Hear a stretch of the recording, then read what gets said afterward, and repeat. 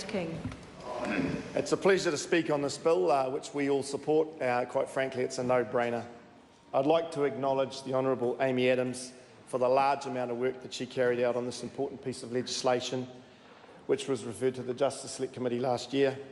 I'd also like to acknowledge the current government for reinstating this important piece of legislation, and I'd like to acknowledge the current Justice Select Committee Chair, Raymond Hu, who does a fantastic job.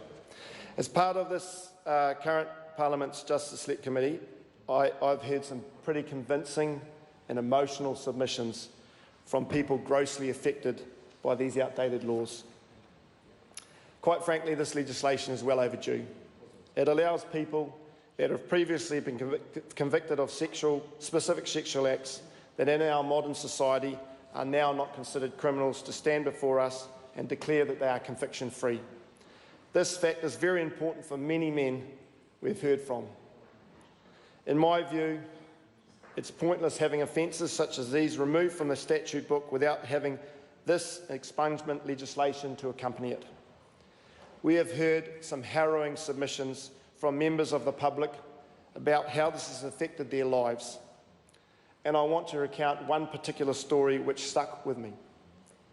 We heard from this poor man who recounted how many years ago, at the age of 19, he'd been caught and convicted of a sexual act with another male, an offence which has now been removed from the statute books, but back then was illegal.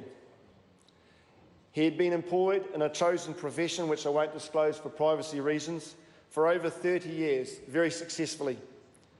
He decided to take some time away from his profession and return to it a few years later.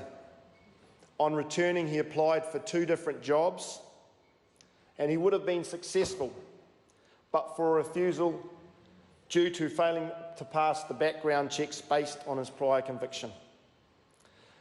Now, this background check, by an anomaly, included references to sections covering sexual offences which are not relevant today due to the removal of the offence from the statute law.